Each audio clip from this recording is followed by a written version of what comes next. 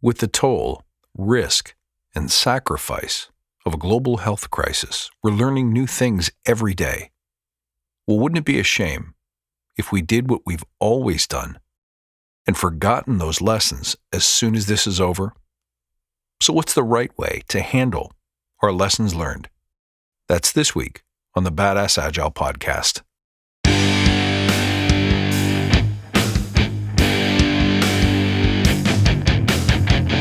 Greetings, team. Welcome to the Badass Agile podcast. I'm your host, Chris Williams.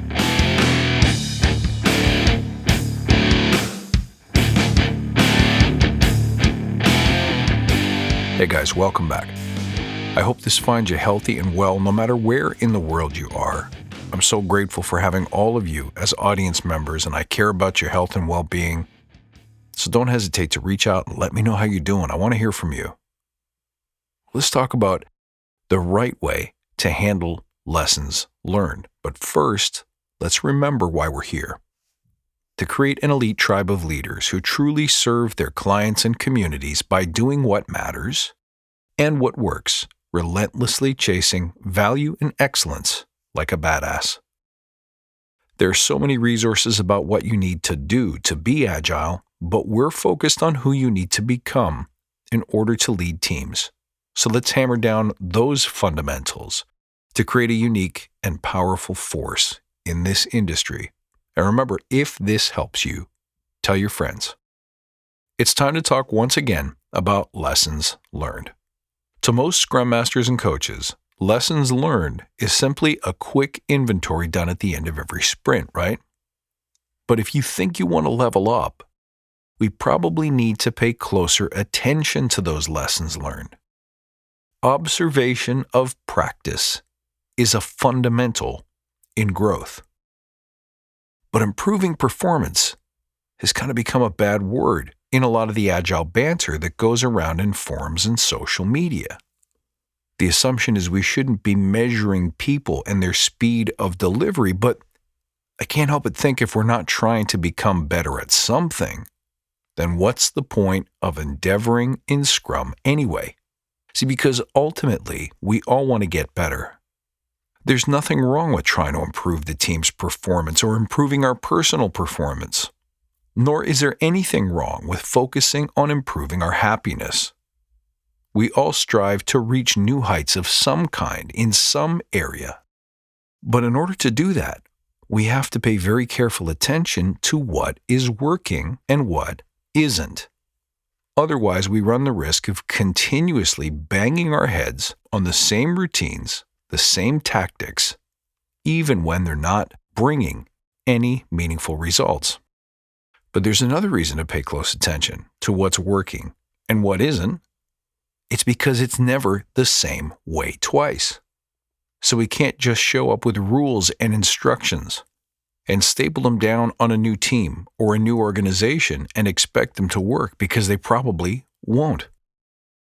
Moreover, the same principles and practices that make you effective with one person will have absolutely no effect on another. Now, this time of crisis is teaching us something very important. It's teaching us that we can shift as a society and that we can adapt in uncertain times, and that everything is an experiment of sorts because the future is not knowable. But one thing we cannot do in the knowledge of that fact is stand still and do nothing. We have to change. In the midst of this COVID-19 crisis, we've had to change how we interact with people, the distance that we keep from other people. We've had to change our daily routines. We've had to change our places of work and our ways of working. Some of us may even have to change what we do for a living. And in many cases, we've had to change by simply shutting our doors, accepting layoffs and contractions, and simply hoping that we can survive what comes next. And in this time, we'll learn important lessons. We're going to learn, for example, how much social contact is necessary versus not. We'll learn how to do things like remote working better. We'll learn how to do things like networking better. We'll learn whether or not powerful teams can or cannot be created and sustained over an internet connection. But we'll also learn what impact not driving our cars or taking mass commuter transit every day has on our psychology and our ecology. We're going to learn what is essential and what isn't. We're going to learn what we're made of and what we're capable of. But listen to this. When the dust settles and everything goes back to normal, and all we do is go back to normal, to the status quo, then we don't honor the lessons that we've learned, and then nothing will change. And we'll be as unprepared for the next emergency as we were for this one, no matter how similar or different it looks from the one we're living through right now. So what must we do? We have to carefully examine the lessons we learn. And that doesn't just mean acknowledging them or even documenting them. It means revisiting them and extracting from them the goals that we want to set for ourselves and our future success. It means that if we want to bring about change and make that change permanent and lasting, then someone will need to lead the change. And it will take powerful intention and powerful action to do so. So what's this got to do with Scrum? Well, there's a huge benefit in appreciating the challenge, the mayhem, the disarray that we're encountering now in everyday life, because those things, like this crisis, are our best teacher. Friction, challenge, risk, difficulty, adversity. All of these things are the greatest teachers. We don't learn anything by repeating what we do well in conditions where nothing could possibly go wrong, and there's no downside. Everything is safety net. Ideals mean nothing until they're put to the test. And the same is true of knowledge and hypotheses. All of those require friction. They require testing. They require trial by fire in order to become refined to the point where what we benefit from them is universal and universally wise. So what do we do with our lessons? Well, it's helpful to keep a list of the lessons that we've learned and the truths that become obvious through them in a place where we can visit them once a week or once a month. I mean, think about it. This is not how we're used to learning anymore. We watch a video, we take a course, and then we stuff the binders away, if we even get a binder. And we probably never revisit those concepts again. So the ones that are not immediately applicable or immediately put into use fade away. So the most important first step is to inventory the lessons learned. Yeah, but you can't stop there. One suggestion.